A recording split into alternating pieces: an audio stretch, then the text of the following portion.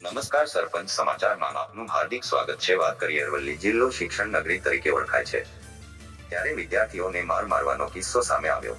ધોરણ 3 માં અભ્યાસ કરતી વિદ્યાર્થીનીને માર માર્યા હોવાનો વિડીયો સોશિયલ મીડિયામાં વાયરલ।